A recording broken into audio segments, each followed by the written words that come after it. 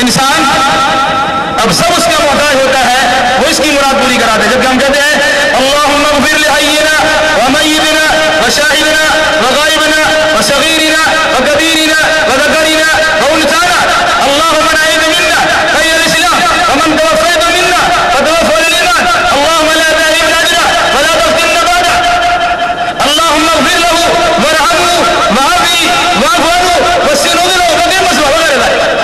کون پڑھتا ہے بھائی؟ اس مومن کامل کی نماز جنازہ کون پڑھتا ہے؟ زندہ. اس کی مغفرت کی دعا ہم کرتے ہیں، ان کے گناہوں کی معافی کے لیے اللہ کے دربار میں ہاتھ باندھ کر نماز جنازہ کی شکل میں ان کی مغفرت کی دعا ہم کرتے ہیں. دفن کر دینے کے بعد فرمان رسول کے دنوں کے مطابق وصلی اللہ علیہ تسبیح ان کے لیے سوال تدبیر کی دعا مانگو. سوال تدبیر کی دعا ہم مانگتے ہیں. کون مانگتے؟ زندہ مانگتا ہے.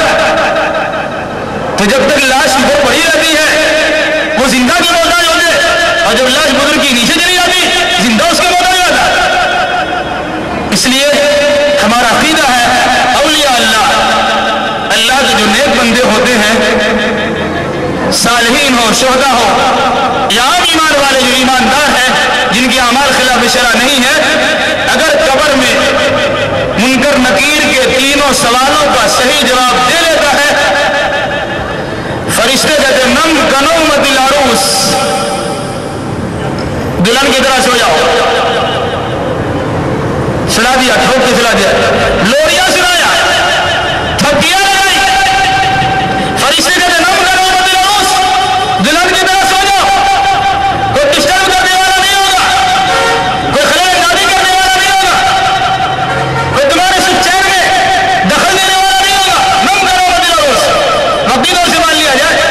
اگر کسی اللہ کے ولی کو ہم نے زندہ مان لیا تھوڑی دیر کے لیے، ایسا ماننا صحیح نہیں ہے. وقتی طور سے مان لیا.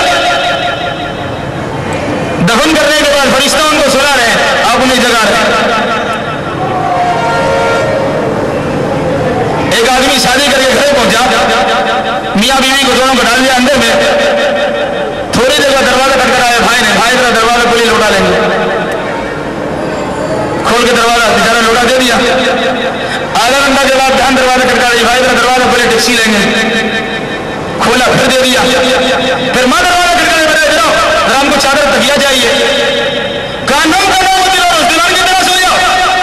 آرام کرنے کے لیے گھر دے دیا اور کھچانے مارنے بار بار. یہ آرام پہنچانے کی تکلیف اگر اپنی طور سے مان لیا جائے کہ بزرگوں کا دم احترام کرتے ہیں، فرشتہ نے بزرگوں کو سلا دیا، اللہ کے نیک بندوں کو سلا دیا، لوریاں سنا کر آرام کرنے کے لیے اسے کہہ دیا ہم مانگ رہے تھے کہ ہمیں نوکری دے دے، ہمیں شادی کرنے کا مسئلہ حل کر دے، ہماری پریشانی کو دفع کر دے، ہماری گریوزاری کو سن لے، ہمارا مسئلہ حل کر دے. تو بار بار ہم کھجانے مارتے ہیں. ان کے سونے میں ہم دخل اندازی کرتے ہیں کہ نہیں کرتے؟ گستاخ اولیاء کون ہوا؟ ولی کی شان کی گستاخی کرنے والا کون ہے؟ اس لیے عقیدہ ہے فرشتوں نے سلا دیا، آرام سے سو رہی ہے. کب سوئیں گے اور کب جائیں گے یہ وہ اللہ کے بارے میں. نم کا نومت العروس، رہا معاملہ سونے اور جاگنے کا. ایک آیت بات ختم.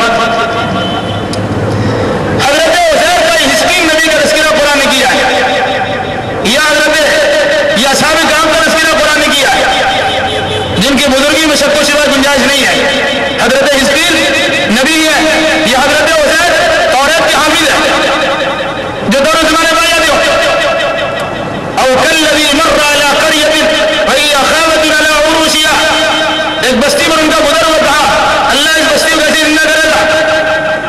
فاماتہ اللہ مئۃ عام، اللہ ان کو 100 سال کے لیے مار دیا.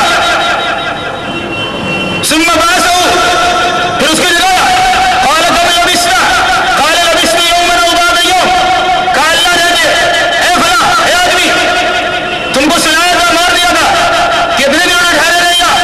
کہ لبثت یوما او بعض یوم، ایک دن بلکہ اس سے بھی کچھ کم.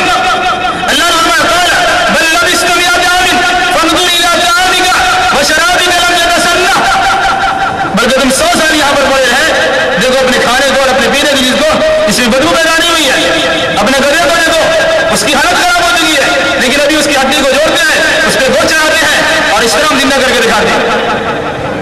وہ نبی ہے 100 سال کے لیے اللہ نے مار دیا اور जागने के बाद जब अल्लाह पूछता है कम लबिस्ता, कितने दिन ठहरे रहे,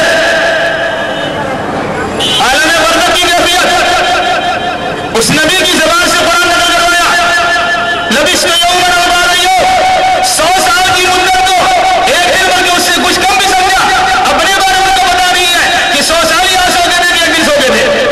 जब नबी को अपने बारे में पता नहीं है तो किसी वली के बारे में साकीदा रखना कि पूरी दुनिया की वो खबर रखते हैं, क्या माना रखता है? थिया औलिया अल्लाह, जिसे कुरान ने बिदात की है मेरे दोस्तों, कुरान तर्जुमा के साथ पढ़िए और औलिया अल्लाह की सही शनाख्त को पहचान कीजिए। यकीनन जो अल्लाह के वली है उनकी शान में गुस्ताखी करना बीमारी है। जो इंसान अल्लाह के वलियों की शान में गुस्ताखी करता है अल्लाह उसके रसूल से लड़ने के लिए तैयार है। तो और शान इतना बढ़ाने की भी इजाजत नहीं है, उसे अल्लाह ही बना दिया जाए और अल्लाह ही का मकाम दे दिया जाए। जो काम अल्लाह से होता है वो इनसे करा लिया जाए, इसकी भी इजाजत नहीं है। इसलिए अल्लाह के वलियों के मकाम को समझिए और विलायत की हकीकत को जानिए। वली क्यों बनता आदमी, वली कैसे बनता आदमी, उसको देखकर उस नक्शे कदम पर चलने की कोशिश कीजिए। यकीन अल्लाह ने हमारे लिए रहनुमाई के असबाब पैदा कर दिए। किताब और सुन्नत की जानकारी अगर आपको नहीं है, अल्लाह के वलियों से जो अहले इल्म है, जो अहले ईमान है, जो अहले तक़वा व तहारत है, जो परहेज़गार और बुजुर्ग है, ऐसे इंसान से राब्ता कायम कीजिए, दीन की मालूमात फराहम कीजिए, वो सब अल्लाह के वली।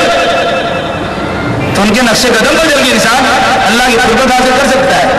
इसके बरखिलाफ करेंगे तो ये औलिया अल्लाह नहीं है, तो कोई दूसरी चीज़ है जिसे इंसान आमतौर से समझता है।